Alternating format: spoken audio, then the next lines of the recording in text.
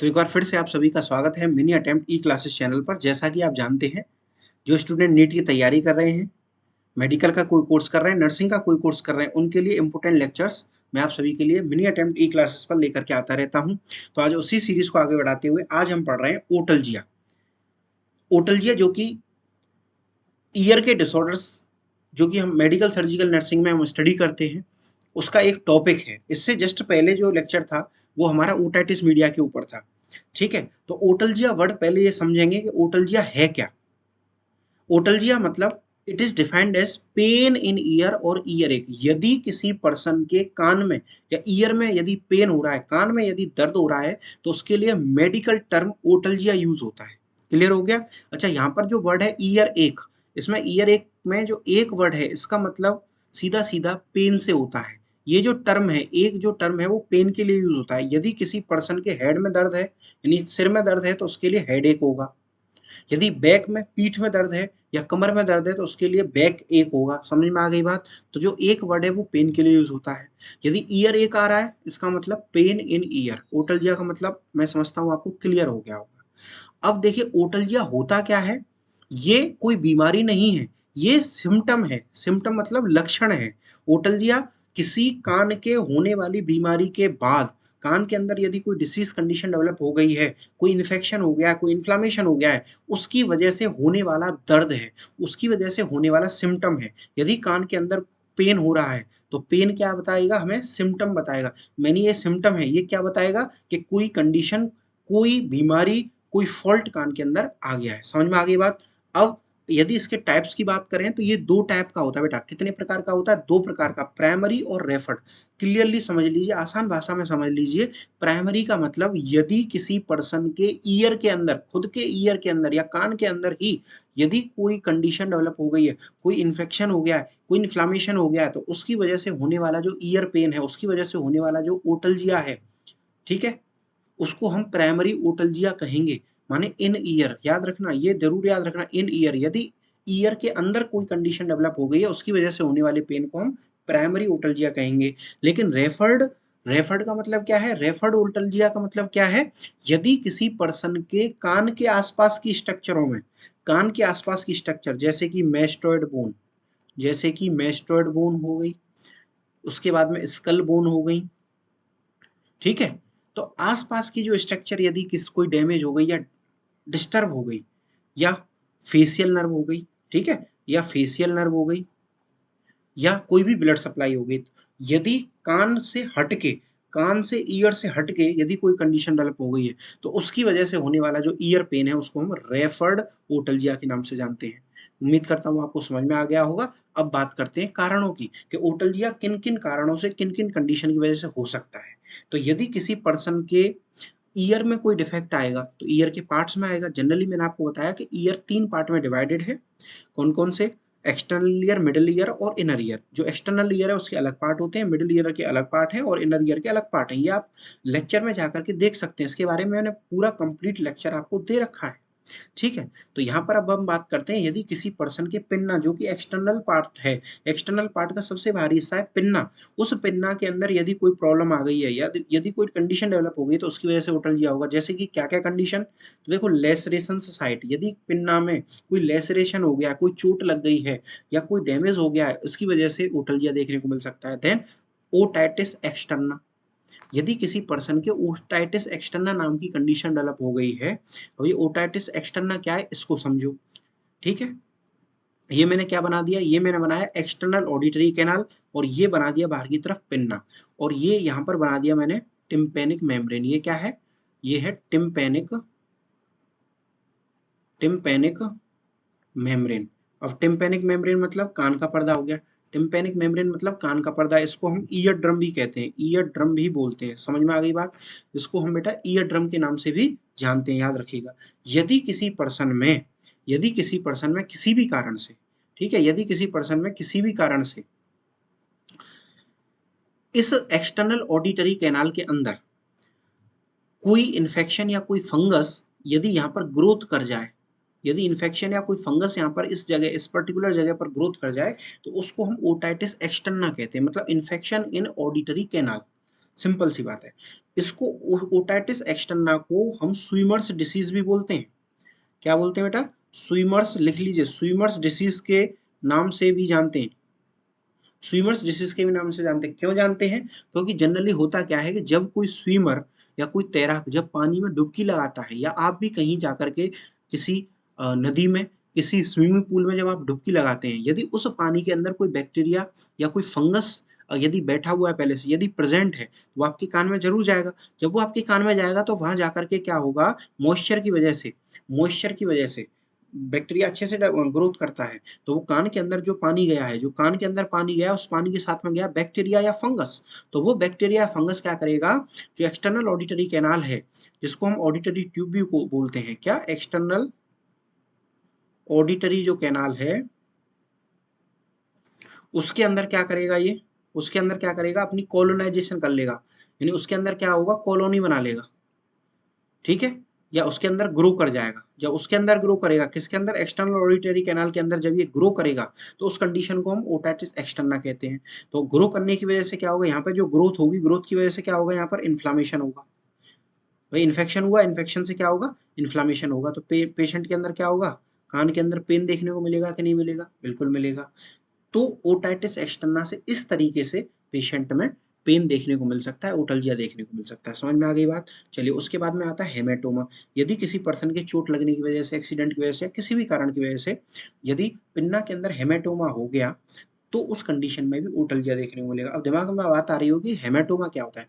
Haematoma का मतलब है ब्लड वेसल रप्चर हो जाने के कारण, किसी भी इंजरी के कारण ब्लड वेसल रप्चर हुई, और ब्लड वेसल रप्चर हो जाने के कारण जो ब्लड है वो एक्स्ट्रा सेलुलर स्पेस में या एक्स्ट्रा वास्कुलर स्पेस में, यानी ब्लड वेसल से निकल के बाहर टिश्यू स्पेस में इकट्ठा हो जाता है, तो उस कंडीशन को हम हेमेटोमा कहते हैं। तो उस वजह से भी पेशेंट में ईयर पेन हो सकता है। Next, neoplasm. यदि कोई कैंसरस कंडीशन है, यदि कोई कैंसर की कंडीशन है, तो उस कंडीशन में भी कैंसर जो है किसी ना किसी इन्फ्लामेशन या किसी ना किसी इरिटेशन के कारण होता है। इरिटेशन से इन्फ्लामेशन होगा, देन वो बाद में सेल ग्रोथ होंगी, उसमें मल्टीपल सेल ग्रोथ होंगे, और पेशेंट में न्यूप्लाज्म या कैंसर बनेगा। तो कहीं ना कहीं कॉज इन्फेक्शन या इन्फ्लामेशन ही है, तो जिसके कारण पेशेंट में पेन हो सकता है। समझ में आ गई बात? सिंपल।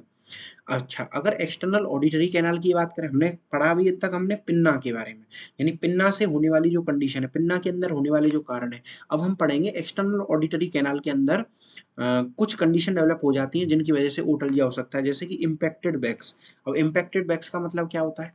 यदि किसी पेशेंट के लंबे समय से कान के अंदर वैक्स जमा है, कान के अंदर क्या जमा है बेटा, वैक्स जमा है। क्योंकि बहुत सारे लोग ऐसे होते हैं जो वैक्स को क्लियर नहीं करते हैं, यानी कान की प्रॉपर तरीके से सफाई नहीं करते हैं, तो उस वजह से क्या होगा बेटा, उस वजह से क्या होगा, जो वैक्स है वो वहां पर जमा हो जाएगा। जब वैक्स जमा होगा, जब इम्पैक्टेड वैक्स होगा, तो उसकी वजह से क्या होगा, इन्फेक्शन होगा। क्या होगा, इन्फेक्शन होगा। तो ये जो इन्फेक्शन है यही आगे चल के पेन का कारण बनेगा, तो ओटल्जिया होगा।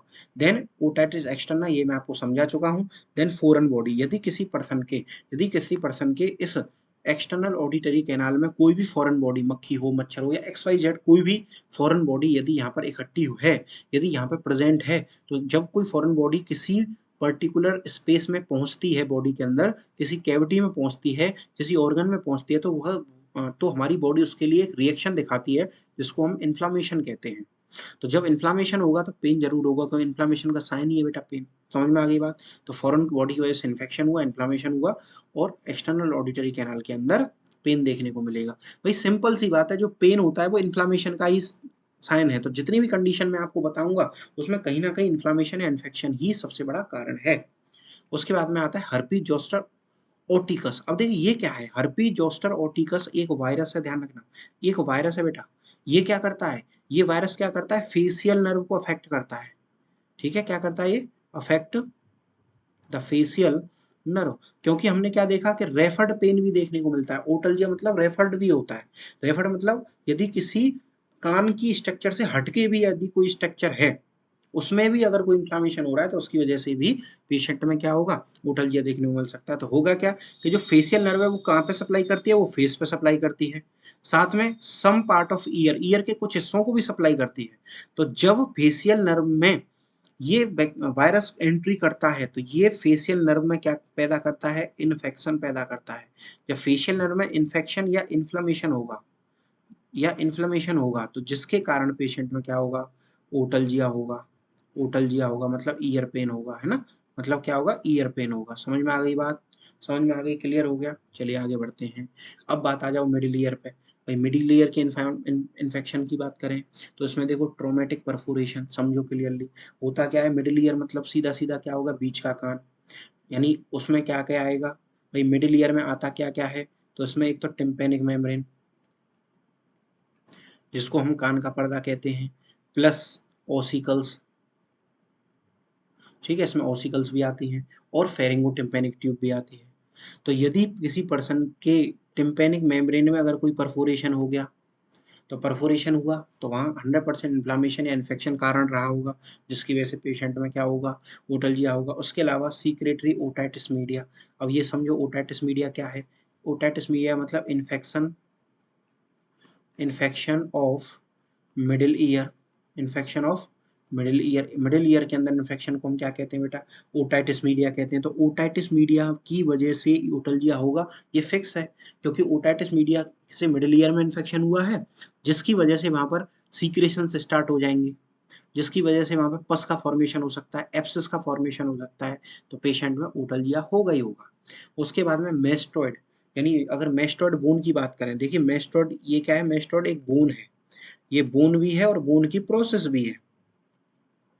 प्रोसेस माने उभार।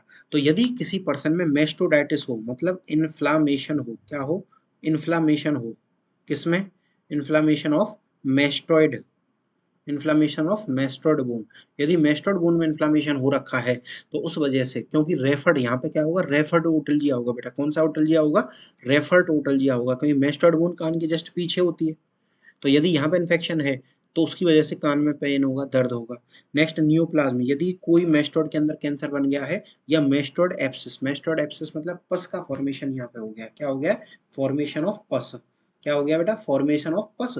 यदि पस इकट्ठा हो गया, पस का फॉर्मेशन हो गया, तो उस कंडीशन में भी, उस वजह से भी पेशेंट में क्या हो सकता है, ओटल्जिया देखने को मिल सकता है। समझ में आ रही है बात यहाँ तक, क्लियर है।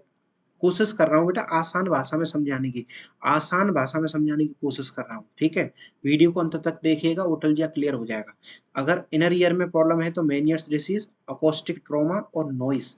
यदि आपके इनर ईयर में कोई ट्रॉमा या चोट लगी, उसकी वजह से भी पेशेंट को पेन होगा, होगा ही होगा। देन नॉइस, अगर लंबे समय तक आप लाउड म्यूजिक सुनोगे ईयरफोन का यूज करके, तो 100% आपके कान में पेन होता ही होता है। क्यों, क्योंकि जब अत्यधिक लंबे समय तक जब आप कान के अंदर तेज म्यूजिक को सुनोगे, तेज आवाज को सुनोगे, नॉइस को सुनोगे, तो उसकी वजह से क्या होगा, जो हमारी टिम्पेनिक मेम्ब्रेन है वो वाइब्रेट होगी, ज्यादा से ज्यादा वाइब्रेट करेगी, जल्दी जल्दी वाइब्रेट करेगी, जिससे पेशेंट के ईयर में पेन होगा स्ट्रेस के कारण। स्ट्रेस मतलब सीधा सीधा ज्यादा म्यूजिक सुनने की वजह से कान को ज्यादा काम करना पड़ेगा, जिसकी वजह से पेशेंट में ईयर पेन होगा, ठीक है। अब समझो इसकी पैथोफिजियोलॉजी के बारे में। पैथोफिजियोलॉजी मतलब सिंपल सा, ये होती कैसे ये कंडीशन डेवलप। तो इसका सबसे बड़ा कारण या तो कोई ट्रॉमा हो या इन्फेक्शन हो। तो ट्रॉमा या इन्फेक्शन की वजह से होगा क्या बेटा, इन्फ्लामेशन होगा, जो कि मैं आपको समझा भी चुका हूँ, बता भी चुका हूँ।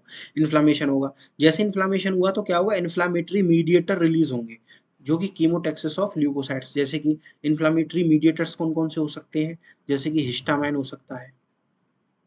देखिए पैथोफिजियोलॉजी इसलिए पढ़ना जरूरी है क्योंकि इसी से इलाज भी आपको पता चलेगा। भाई बीमारी हो कैसे रही है, तो जब तक आपको होने का पता नहीं चलेगा, जब तक आप उसको डायग्नोस नहीं कर पाओगे, और जब तक डायग्नोस नहीं होगी तब तक आप उसका इलाज भी नहीं कर सकते, ठीक है। तो जो हिस्टामाइन है वो क्या है, एक इन्फ्लामेटरी केमिकल है, जो कि बॉडी के अंदर सीक्रेट होता है, एक इन्फ्लामेटरी मीडिएटर है जो बॉडी के अंदर सीक्रेट होता है और इन्फ्लामेशन को पैदा करता है, या इन्फ्लामेटरी रिएक्शन या एंटीजन एंटीबॉडी रिएक्शन स्टार्ट करवाता है। समझ में आ गई बात, ये क्या है, मीडिएटर ऑफ इन्फ्लामेशन, याद रखिएगा। अच्छा, जिसकी वजह से क्या हुआ, यदि इन्फ्लामेशन हुआ, भाई ट्रोमा हुआ, इन्फेक्शन हुआ, जैसे इन्फ्लामेशन हुआ, हिस्टामाइन वगैरह सीक्रेट हुए, जिसके कारण टिश्यू में एडिमा, पेन, हीट और रेडनेस, ये सब क्या है, स्वेलिंग, पेन, हीट और रेडनेस, ये क्या है, सिम्टम या sign of inflammation. These all are the sign of inflammation. ये क्या है सब बेटा, इन्फ्लामेशन के साइन है, ये क्या है सब, इन्फ्लामेशन के साइन है। तो ओटल्जिया में क्या होगा, ये इन्फ्लामेशन की वजह से ही तो ओटल्जिया हो रहा है, तो देन पेशेंट में क्या होगा, जैसे इन्फ्लामेशन के साइन आएंगे, तो इसमें आप गौर से देखो, एक साइन क्या आ रहा है बेटा, पेन। पेन, यहाँ पर पेन का मतलब ओटल्जिया ही है, ठीक है। ओटल GI है। समझ में आ गई बात? चलिए अब बात करते हैं इसकी डायग्नोसिस की। और इसकी डायग्नोसिस आप कैसे करोगे? तो पहला है फिजिकल एग्जामिनेशन, यानी डायरेक्टली आप देखोगे कान के अंदर, या कान को देखो कहीं कोई हेमेटोमा तो नहीं है पिन्ना के ऊपर, कोई इन्फेक्शन तो नहीं है पिन्ना के ऊपर, या मेस्टोड के ऊपर कोई इन्फेक्शन या कोई एब्सेस तो नहीं दिखाई दे रही है, या कान में से कोई फ्लूइड तो सीक्रेट होता हुआ नहीं दिखाई दे रहा है। तो ये तो हम फिजिकल एग्जामिनेशन में करेंगे। उसके साथ साथ हम फेशियल एक्सप्रेशन देखेंगे पेशेंट के, क्योंकि पेन होगा तो पेन में फेशियल एक्सप्रेशन जरूर आएंगे।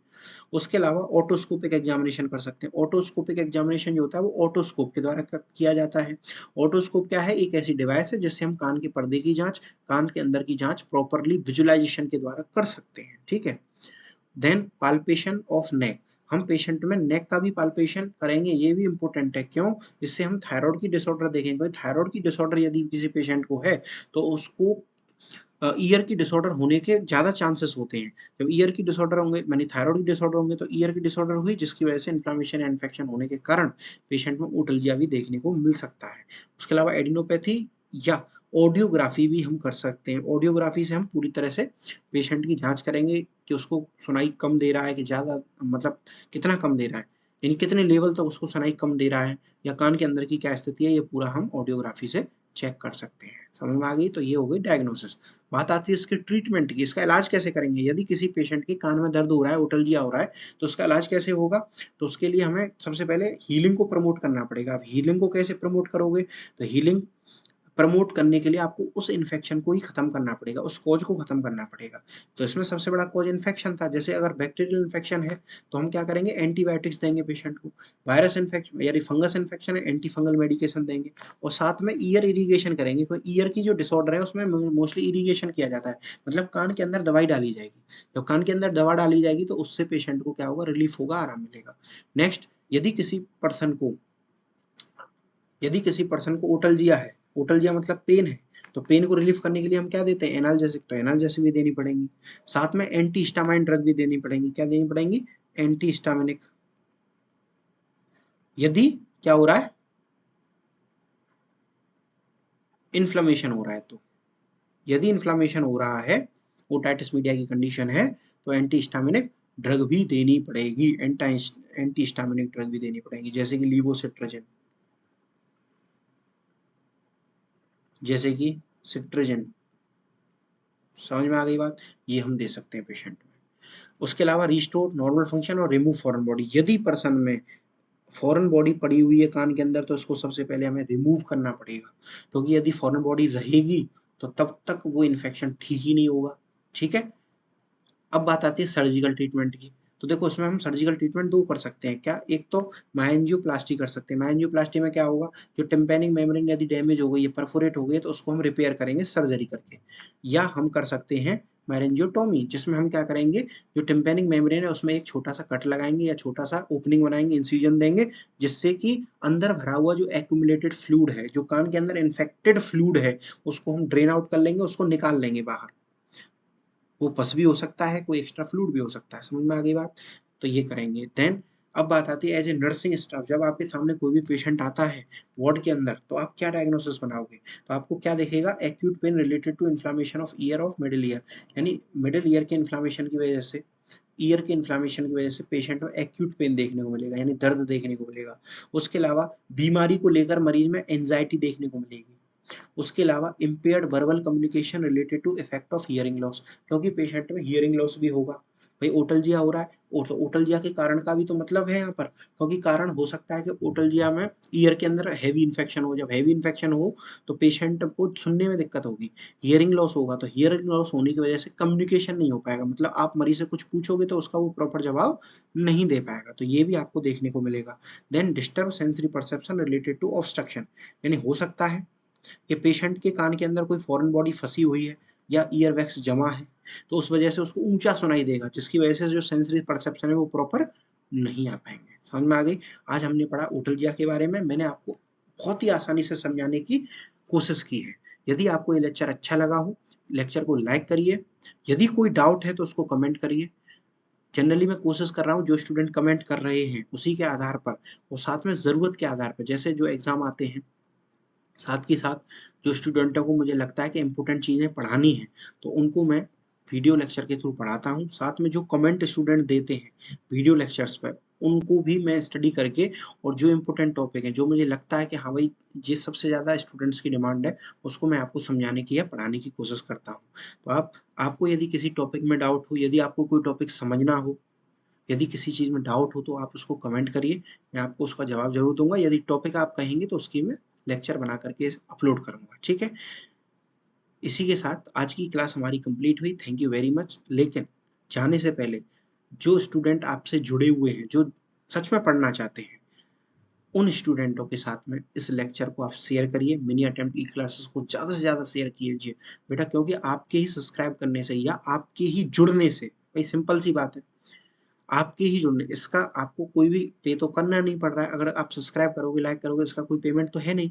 अब आपको सिंपली क्या करना है कि जब सब्सक्राइब करोगे तो उससे क्या होगा, हमें मोटिवेशन मिलेगा, हम ज़्यादा से ज़्यादा लेक्चर्स बनाएंगे, तो इससे कहीं ना कहीं आपका ही फायदा होगा। ठीक है, मिलते हैं बेटा नेक्स्ट लेक्चर में। Thank you very much.